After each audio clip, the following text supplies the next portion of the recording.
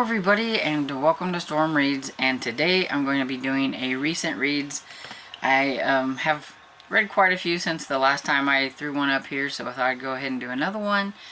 And this one I think has about 6 books that I need to talk about.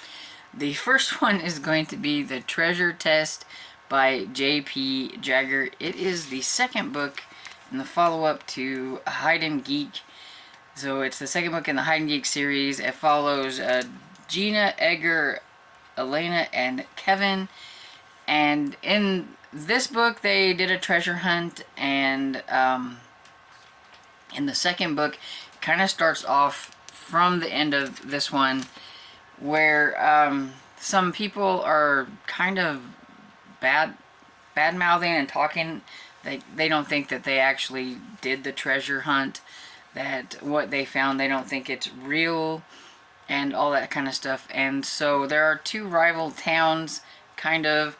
I'd say rivals because they're close to each other, and you know how that usually can be, even though they probably actually help each other, but still at the same time is a little bit rivals. And the mayor of the other town says, you know, hey, we need to give them the benefit of the doubt, and she has a treasure hunt for them. To test their treasure hunting skills, she will make up this one, and they will have, I think, like a week to look for the clues, to decipher the clues, to find the treasure that she has pointed out for them. But there is a bit of sabotage going on throughout it, and they're trying to figure out who is trying to ruin their reputation by sabotaging things, because it's making them look bad in the press and all that stuff. And so they're getting a little frustrated and everything. And it was cute. I liked it. It was enjoyable. It was really cute because they actually, through their sleuthing and trying to figure out these clues, they end up putting an older couple together that haven't seen each other in a really long time, because they figured out clues for that and some other things. And overall it was just a lot of fun. I give it 4 stars. And then the next one I have is Of Manners and a Murder, and this is by Anastasia Hastings, and this one is about Violet. It's 1885, and in London, England, and Violet's Aunt Adelia decides to abscond with her newest paramour. She leaves behind her role as the most popular agony aunt in London, Miss Hermione, into Violet's hands. And so Violet's like, what am I supposed to do with this? And her aunt's got everything pretty organized. There's a lot of the letters, like she can look at the letters and see how she has done this or that and everything, but like Violet has like no idea what to do. And it doesn't help that the first letter she gets is from this lady named Ivy, who is worried that she may die soon, like somebody's after her.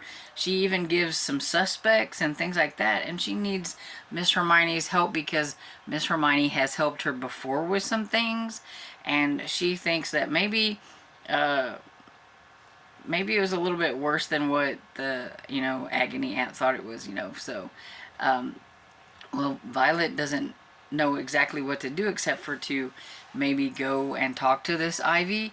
So she decides to go to the town where Ivy is from. But when she gets there right as there is a funeral for Ivy. So yeah, something bad has happened to Ivy. Everybody thinks, I think it was an accident, and she doesn't think so, because she got that letter and she's thinking that, well, maybe it's not quite an accident since she had all these suspects. So she decides to try to figure it out against her maids, the maid that's there to kind of help them along the way. The maid knows a lot about what her aunt did and everything, and she's like, I don't really think you should be doing this kind of thing, but she does it anyway. And so she's got her list of suspects, so all she needs to do is go and talk to them and try to figure things out. And I liked it. It was really fun. This is definitely, to me, feels more like it was a cozy historical mystery. And it did make me laugh at times. There is a I don't know what her name is. The only part that I really wasn't like a huge fan of, where there's the POV every now and then of her sister, and I think her name was Sephora or something like it was a kind of a strange name, and she is younger than her, so like, I don't know, 16, 17 or whatever it is, and she fancies herself in love with this man that they won't let her have anything to do with or whatever, and you know, it's just the angst of a young girl who thinks she's in love, even though she doesn't realize that whoever it is probably just after her money, because she is rich, because she's like, I think her stepsister, Violet's stepsister, so Violet didn't get the money. I think the stepsister got like more of the money or whatever, because it has to do with, I think, the stepsister's mother or something. I don't remember exactly how that goes, but so she's got quite a bit of money, and so yeah, of course people are going to be, you know, wanting to quote her stuff for her money. And so yeah, her parts were a little annoying, but other than that, it was a lot of fun, and they do kind of tie in together towards the end, so it was interesting to see how that all tied in at the end. And I kind of figured out who it probably was and everything, but I do think it was it took me a little bit to figure it out, but yeah, pretty much I was just listening to it and just enjoying the story, and I really wasn't focused on trying to figure things out. And I give this one 4.5 stars because I really did like it, and it's the first in the Dear Miss Hermione series, so I can't wait to read another one when it comes out, hopefully next year. And I finished The Black Echo by Michael Connelly. This is the first book in the Harry Bosch series, and I enjoyed this a lot more than I thought I would. I listened to the audiobook. Dick Hill was the narrator, and he just has this voice that was very, I think, good for Harry Bosch, and it almost kind of felt a little bit noir by his narration or whatever, and I really liked it. And but Harry is, he's your man's man kind of thing. He's very gruff, very rough detective, and he had been in Vietnam. So has the guy that died. They're called tunnel rats, and so I really liked learning all about that and everything. But there was a tunnel rat, and he is found dead, and I can't remember what his name was, but anyway, Bosch gets called to the scene, and he recognizes him from back in their army days or whatever, and so it's personal kind of to him. He wants to figure out, he thought he had kind of gone on a better path than evidently what happened, and so he wants to figure out exactly what happens, and the more he gets into trying to figure it out, the more some people are trying to get him off of it, where it leads him to figuring out that there's got to be an inside man somewhere, and he's working with an FBI lady, and it has to do with, like, you know, some, like, maybe some political higher up type things. And so yeah, it had a lot of like intrigue and stuff. The first part, the one thing I didn't like about it is it doesn't have chapters, it just has parts. And so the first part, it was kind of the setup, and you find out about the guy that died and all that stuff, and it was a little boring. But once he gets to investigating and things like that, it picks up a lot. And there was some really kind of moments that made me chuckle and laugh, and the ending was quite on the edge of your seat. You didn't know what was going to happen to Harry, and yeah. And then there was a twist at the end. Like, I figured out one of the baddies. I just had a feeling, but the other one kind of blindsided me. so there was kind of a fun twist at the end. So I give this 4 stars, and I can't wait to try another Harry Bosch. And maybe once I get a few of these under my belt, I will try the show, because I really want to see if the show is anything like the books. Then the next one I have is The Vicious Vet by MC Beaton. It is the second Agatha Raisin book, and it's a real short one. And I listened to this one on audio as well, and I never can remember who the audio people are. I listened to them all, like, and I did not put who the, well, I did not put who the audio person is, so I don't know. But I think the person who does the audiobook does a really good job. And I kind of liked Agatha a little bit more in this one. Although she really made me roll my eyes because she tries too hard trying to get James to like her. And it's just like, give it up, girl. You know, I mean, the guy obviously runs the opposite direction whenever you try anything. So just give it up. Let him come to you. Just give it up. I did think that this was totally different than the TV show. And I must say that they have changed a lot of things for the TV show to make it more, I guess, modern and things, which I could do without. And so I actually preferred this over the TV show. And I think if I would have read this before I watched the TV show, I may not like the TV show as much as I do now. But yeah, this one is about the new vet in town, and he's like really good looking, and so all the ladies like him, and he ends up dead. And so there's definitely a list of suspects because he was dating these women, trying to, you know, get their money to supposedly make a animal hospital. But was he really doing that, or was he just taking the people's money? And so yeah, lots of suspects and things like that. At first I didn't know if it was gonna go the way it did on the TV show, because like I already knew, because since I have watched the TV show, I knew who the bad guy was. And I just wasn't sure if it was gonna go that way or not, but it ended up going that way at the end, so that was okay. But yeah, I liked it. I gave it 4 stars. I do wish Agatha would just straighten up a little bit, but a lot of people told me that she doesn't really get much better, so we'll just go with it. And then the next one is a little graphic novel that was an e-arc that I had, and it's called The Gull Father. And it's by Jeff Sakatis and Jake Wheel. I probably butchered that one name. And it's kind of like a seagull version of a gangster deal. And it was, the volume 1 was called The Seahawk Situation. And it's a birdsy seagull. And a lot of the seagulls were named after like kind of like mobster names. You have One Wing Joey. He lost his wing in an octopus fight, and he has a fake wing on and everything. And there's this their town. They think that this one town is like theirs, and the humans are fighting back and put this big Seahawk security thing, and they're trying to figure out how to get rid of that, and end up getting themselves into all kinds of trouble. And it was just a lot of fun. It was a middle grade graphic novel, so it wasn't very long, and it was fun. If you like graphic novels, you like middle grade ones, you should try it out. It was just fun.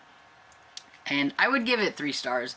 You know, I mean, it wasn't like wowing or anything. It was just fun. And then the last book that I have to talk about is Burn the Negative by Josh Winning. And this is another e-arc that I had. It comes out in... The Gull Father doesn't come out till June. And Burn the Negative comes out in July. And I don't know. I have very mixed feelings about this book, because there's certain aspects of it that were interesting and, you know, should have worked for me, but there are other ones that just made it really boring for me. And I just felt like it was really slow. Even though there were things happening, I just didn't care about the characters or what was going on. And yeah, I don't know. It just didn't work for me. I did like the last 20% or so, but that was when all the like stuff was really happening and everything, and what you were gonna find out like exactly what was going on and who she had to confront and all these kind of things. But it's about Laura, who's a child star, or she was. She grew up being in like commercials and different little things here, and her first break as a child star in a movie is The Guest House, and there's a lot of things that went wrong during the filming of The Guest House and afterwards. So it reminded me a lot of, like, you know, the Poltergeist movie, when they thought that there was some kind of curse on it because of some things that happened to the actors and actresses or whatever that played in that movie. It's kind of one of those things, and maybe that's probably where he got it. But yeah, almost everybody that was in that film ends up dying in a bizarre way. And the parents of Polly takes her and runs with her to the UK, which is where her father is from. And so she is raised there under another name, Laura. But her editor, because she works for, you know, I guess, do what you know, she works for an entertainment magazine, and sends her to Los Angeles for the premiere of the reimagining of The Guest House, which is called It Feeds. So here she didn't think she was ever going to have anything to do with that ever again, and now she's going to have to. When she gets there, a bunch of weird things start happening. She starts seeing the Needle Man, which is the bad guy in the first movie, and it seems like every time she sees the Needle Man, something happens to somebody that she's around. And the police think that she done it. She has no idea. She's blacking out, don't remember anything. So she's on the run with her sister and a psychic. Yeah. And they're trying to figure out what is going on, why is these things happening. And you know, I mean, it really had the perfect kind of slasher feel to it, but it was really slow. I think it would work better in a movie. I mean, if they made a movie of Burn the Negative, I think it would be very entertaining to watch. But to read, just for me, not so much.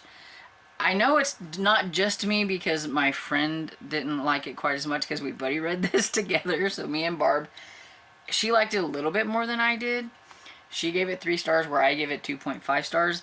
I'll give it 3 stars on Goodreads, but like my personal rating is 2.5 stars. It just didn't get good enough for me to bump it up. I had started out like it was a 2-star, and it bumped up to 2.5 because of the ending. I don't bump up very much, and the ending was a great movie ending, and you can tell that the author really, really likes movies, and he's in the movie kind of industry a little bit, and that he knows how to write a movie ending, because it really had definitely had an action-packed movie ending. A little unbelievable, but it was still there. There was a little bit of continuity problems, though. Like, either I skimmed over it and I missed it, but then my friend missed it too. So we're wanting to know, how did her lost luggage get in her room to be ransacked whenever her room was, like, destroyed and everything? Because the airport lost her luggage, and we know that. And I don't remember her ever getting her luggage. She never said anything about, oh, look, here's my luggage in my room. You know, they must have got it or whatever. I don't remember anything. If anybody's read this book, please let me know if it was in there and I just missed it. Because if I missed it, my friend missed it too. But we're just like, how did the luggage get from lost to in her room and thrown all over the place? Because she was digging in, and like all of her clothes got destroyed. And we're like, how did this happen? But we both thought that, how did this happen? So yeah, there was things like that were in it, and maybe they'll fix that before it is actually out. I don't know, but yeah, it was just okay. I think a lot of people who like horror books will really enjoy this. I'm beginning to think that I just don't like horror as much as I used to, you know, and that happens. But yeah, so I definitely don't take what I have to say about it, about anything. Give it a try for yourself if you like horror books, and you probably like it more than I did. And so yeah, that's the last book that I have. So If you have read any of these books, please let me know what you thought about them down below. And I hope you enjoyed this video. And if you did, please give it a thumbs up and subscribe. And I will see you all in the next video. Bye.